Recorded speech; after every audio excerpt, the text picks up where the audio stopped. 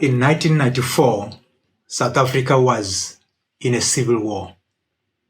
It is estimated that between 1990 and 1994, more than 14,000 people lost their lives. The war was between the African National Congress and the Inkatha Freedom Party. And as we got closer to the elections in 1994, the Inkatha Freedom Party, under the leadership of Mangosuthu Buthelezi, was refusing to participate in the elections. They wanted to have a federal state where the KwaZulu-Natal will be independent and be able to set up its own laws. The ANC, on the other hand, wanted a unitary state of South Africa where all provinces fall under one country. And that was a deadlock, and the Inkatha Freedom Party refused to participate in the elections. So they did not register for the elections and they were not on the ballot paper. And as the time came close for the elections on the 27th of April 1994, the violence was escalating. And there was fear that by the 27th of April, we will go into full-blown civil war. The white Afrikaners were asking for a Volksstaat, and therefore everything looks impossible for South Africa. And then an international team of mediators came into the country to try to mediate between the ANC and the IFP. And that team consisted of a number of high-profile people from several countries in the West. Henry Kissinger from the US, who was the former Secretary of State, Lord Carrington, who was the former Foreign Minister of Britain, Justice H.K. Bhagwati of India, a retired Chief Justice of the US, Leon Higginbotham, and a political scientist from Germany, Paul Kevin-Huster, and then a judge from Italy, Antonio Lapegola, and then Professor Jean Lapons from Canada, and there was one African amongst them, Professor Washington Okumu from Kenya. He was a diplomat and an author and an academic. Now, as the days for the elections came close, the IFP was digging its heel into the ground. They were saying, we have that federal state or we are not part of this new South Africa.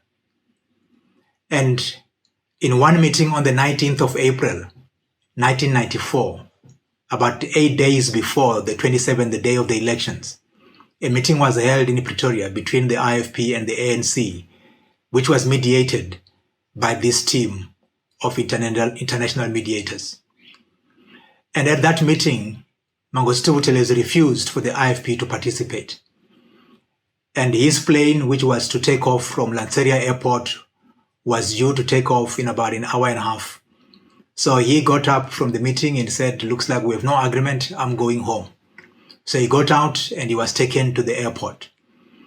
And the team of mediators sat there.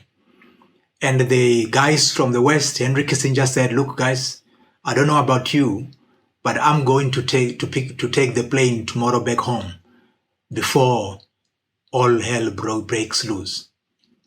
And all the others decided to do the same, that the next day they were going to catch their flights back home, so that by the time the civil war begins on the 27th of April 1994, they are outside the country. Professor Okumu says he was an African. He could not fly out of the continent. South Africa was his home. Africa is his home. So he decided he can't give up. He's going to try one more time. So as they were sitting there, he decided he's going to chase Chief Mangosuthu Buthelezi at Lanseria Airport and see if one-to-one they can't find each other. So he asked the driver to take him to Lanseria Airport, chasing after Chief Mangosuthu Buthelezi. They drove at high speed to get to Lanseria Airport, and as they were turning into Lanseria Airport, they saw a plane taking off, and he was hoping that it was not the plane that was taking Mangosuthu Buthelezi home. And as they went into the terminal building, he asked whether the plane that is going to Durban to carry Chief Mangosuthu Buthelezi has left already. And they told him it just took off. He should have seen it as it was taking off because it took off within the last 3-4 minutes. He realized that the plane he saw was the one carrying Chief Mangosuthu Buthelezi. So defeated, he sat down, wondering what to do. And as he was sitting there, then the person that had told him that the plane had left came to him and said, "Look, sir, you said you were looking for Mr. Buthelezi. He has just came back. Their plane has turned around." And then he asked to see him, and they brought him out and they sat in a coffee shop. And then he said to him, "My brother, African to African, man to man, please tell me what your deal breaker is so that you can participate in the elections." And then they had a conversation one-to-one. And in that conversation, Chief Mangosuthu Buthelezi agreed that the IFP will participate in the elections in 1994. And then the two of them drove back to Pretoria and the deal was signed. But the deal provided that the King Zwelithini of the KwaZulu-Natal will be recognized in the constitution as a king of the Zulus. And therefore he'll be recognized within the South African constitution. So a clause was added to the constitution of 1993 that allowed for that monarchy to be recognized. And that allowed the IFP to participate in the elections on the 19th of April, 1994, a mere 8 days before the elections. Now, those of you who were around in 1994 will know that the IFP was not printed on the ballot box, on the ballot paper. As you went to vote, the IEC attendants will stick the name of the IFP at the bottom of the ballot paper. And if you wanted to vote for them, then you will choose next to the IFP at the bottom of the ballot paper. That is how the IFP participated. But you might wonder, why am I telling you about this history story? The reality is, when Professor Okumu asked Chief Buthelezi, why are they back? He said the pilot told them there is something wrong with the engine. They need to go back so that the technicians can look at the engine. And then after they'd come back, then it was discovered there was nothing wrong with the engine of the plane. At that time, a lot of Christians were praying. They were praying for the elections. They were praying that South Africa avoids a civil war which was looming. A lot of people had already died.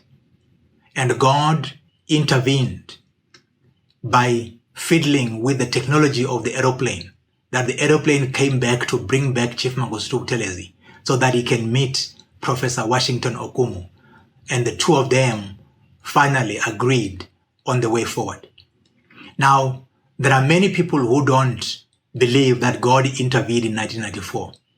But I don't believe that that error that was showing in the plane to the pilots to turn back and land was a coincidence. I believe it was an act of God to provide for that meeting that needed to take place between Professor Washington Okumu and Chief Mangosuthu Buthelezi, so that they can find this agreement to be able to move our country forward. Now, God answered in a very strange way. But there are many people in the 21st century who don't believe that our God, the God we worship as Christians, is interested in human affairs, that he even gets interested in things like that. I want to show you this morning from the passage we are going to read that our God is a God who is invested in our world, is a God who is interested in what goes on in our world. And therefore, we, of all people, become atheists. Although we profess to believe in him, there are many times when we in fact behave as if he doesn't exist, as if he's not interested in what is going on in the world. So I want us to then read the passage for today, which is from the book of Mark chapter 1, verses 21 to 28. It is a passage where Mark introduces us to the gospel of Jesus Christ. And this is the beginning of Jesus' ministry according to Mark. And you'll see that here Mark introduces Jesus as one who came with authority over what is going on in the world, authority over what is happening in the life of Israel. And I would like us to read this passage with that in mind, that here we are being introduced to the Jesus who has authority over things that human beings until that point thought they have no control over. So let's read from verse 21 of Mark chapter 1. Then they went into Capernaum, and immediately on the Sabbath he entered the synagogue and taught. And they were astonished at his teaching, for he taught them as one having authority, and not as the scribes. Now there was a man in their synagogue with an unclean spirit, and he cried out, saying, "Let us alone. What have we to do with you, Jesus of Nazareth? Did you come to destroy us? I know who you are, the Holy One of God." But Jesus rebuked him, saying, "Be quiet and come out of him." And when the unclean spirit had convulsed him and cried out with loud voice, he came out of him. Then they were all amazed, so that they questioned among themselves, saying, "What is this? What new doctrine is this? For with authority he commands even the unclean spirits, and they obey him." And immediately his fame spread throughout all the region around Galilee. Now, in the 21st century that you and I live in, many people no longer believe in the spirit world. It is clearly seen to be foolishness to believe that there is a spirit world. Now, if I were to tell you that I went to a church and there was a man who was possessed by an evil spirit, and somebody commanded that spirit to leave the man, and the spirit left the man, you would think this is bogus. You would think this is myths that belong in the first century. But the reality is, this is what Mark tells us, that Jesus came face to face with a man who was possessed with an unclean spirit or a demonic spirit. And that spirit recognized who Jesus was. And it spoke through that man and said, "You, Jesus, what do you want? Do you want to destroy us?" And Jesus commanded that spirit to leave that man. Now, I want us today to look at this Jesus, the Jesus who, as the people say in verse 27, it says they were all amazed, so that they questioned among themselves, "What is this? What new doctrine is this? What authority that he commands even the unclean spirits, and they listen to him?" Now, this is the Jesus, unfortunately, that you and I have come to believe in. Now, in the 21st century, we have come to believe in a world without spirits because we believe in technology and we don't believe technology is within the realm of the spirit. Now, as I told you in that story that I started with when I opened up, God interfered with the technology of an aeroplane and forced that aeroplane to go back. Although there was nothing wrong, he made sure that it shows an error so that the pilot goes back and land and allow Chief Mangosuthu Buthelezi to have a meeting with Professor Okumu. Now, some of you might say, I don't believe that story. Now, I just want to look at a number of incidents in the scriptures to show you the kind of things that were told by the scriptures, by the gospels specifically, that the spirit world does to us and in our world. We know that sometimes the demons can cause people to be deaf or to be mute and not be able to walk. They can cause wars. Okay? Let me just read a few passages to show you. In Mark 9, verse 25, we're told, when Jesus saw that a crowd was running to the scene, he rebuked the impure spirit and he said, "You deaf and mute spirit, I command you, come out of him and never enter him again." And we were told the man became healed and he was able to hear and able to speak because that deaf and mute spirit left him. So the man was deaf and mute because there was a spirit which had rendered him deaf and mute, and he wasn't able to speak or hear. In the book of Job, most of you are familiar with the story of Job. We're told in verse 14 and 15, a messenger came to Job and said, "The oxen were plowing and the donkeys were grazing nearby, and the Sabeans attacked and made off with them." Now you know that in the earlier verses of chapter 1 of Job, we're told that the devil had gone to God. And in talking to God, he wanted to ask God to allow him to test Job. And God allowed him. Now we see here the devil instigating the Sabeans to go and attack the people of Job, the servants of Job, and they took off his oxen and donkeys. So the Sabian attack on the people of Job was a demonic war. It was a demonic attack. But people who lived in those days will say the Sabians are known to be violent people. They are just attacking anybody they can attack so that they can plunder them. But the story of Job tells us the devil was behind that Sabian battle.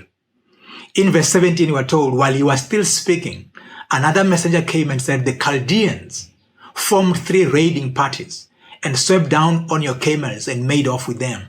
They put the servants to the sword, and I'm the only one who has escaped to tell you. So not only the Sabians were instigated to come and cause a war, the Chaldeans also came and attacked Job's property and took off with his camels. And then they killed his servants as well. And then it continues in verse 18. While he was still speaking, yet another messenger came and said, your sons and daughters were feasting and drinking wine at the oldest brother's house, when suddenly a mighty wind swept in from the desert and struck the 4 corners of the house. It collapsed on them, and they are dead. And I am the only one who escaped to tell you. So here we find the devil causing armies of other nations to come and attack Job. We find the devil causing a hurricane that comes and destroys a house in which Job's children were having a party, and the house collapses and kills all of them. Now today, when there are hurricanes, the weather people will tell us this is natural phenomenon. The devil has nothing to do with it. But the reality is, while that is true, there are times when the devil will use natural phenomena like a hurricane, like lightning, like tsunamis, like earthquakes, to destroy the people of God. And here we find Job being attacked in a similar way. His children are killed by a hurricane which was brought about by the devil. So the devil can cause a hurricane. And then we see in chapter 2, verse 7, and then it says, so Satan went out from the presence of the Lord and afflicted Job with painful sores from the soles of his feet to the crown of his head. Here, the devil realized that Job is unmoved after he had sent wars and attacks from the neighboring tribes. After he had sent a hurricane to destroy the house and kill Job's children, Job was unmoved. And the devil goes back to God and he says, I can see why Job is not going to turn against you, because you have not touched his flesh. You have not touched his life. And God allows the devil to say, you can go and test him, but you just can't kill him. So what does the devil do? He brings a disease of terrible sores on the whole body of Job. It says from the sole of his feet to the crown of his head, he was completely covered with sores, the whole body. Now we see people suffering from various kinds of diseases, and we think the devil is not involved. Now there are times when the devil is involved, and there are times when he is not involved. It is just a natural phenomenon that is taking place. But the point I want to make today is that the God we worship, this Jesus that Mark is telling us about in Mark chapter 1, verse 21 to 28, it's a Jesus who has authority. He preaches with authority better than the scribes who didn't preach with authority. Not only did he teach with authority, Mark tells us he also had authority over demons. Now, when you read the rest of the Gospel of Mark, then you find Jesus confronting various demons in various places. You find Jesus healing people of diseases which were caused by demonic spirits in people. Now, there are many people today in our world, in our 21st century world. I know many people don't believe this anymore.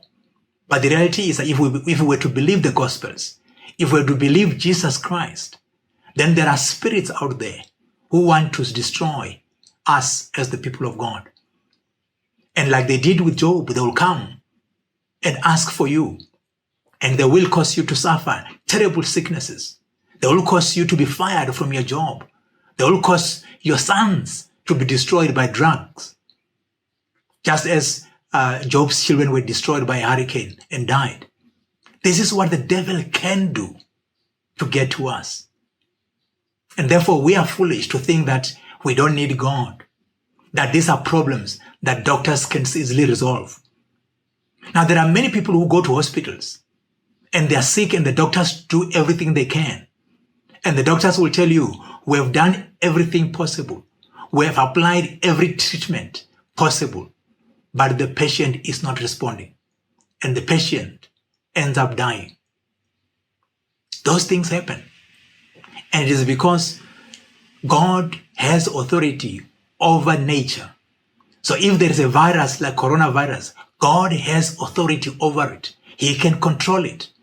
So we don't need to resolve ourselves and give up and say, this coronavirus, the only solution the world has is a vaccine.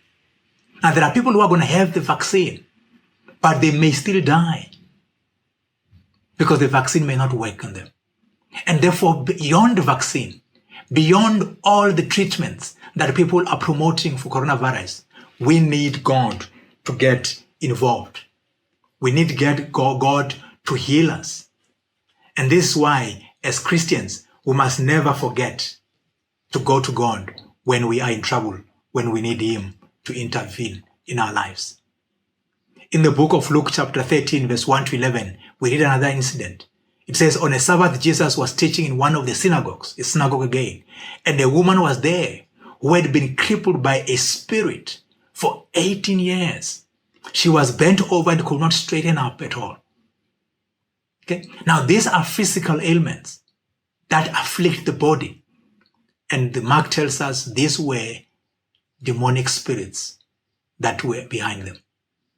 So I want us to read this passage today to begin to debunk the myth that because today we understand science, because today we understand medicine, because today we understand weather and climates, because today we understand geology and earthquakes, that we think we are better than people who believed that there are demonic spirits behind some of activities in the earth.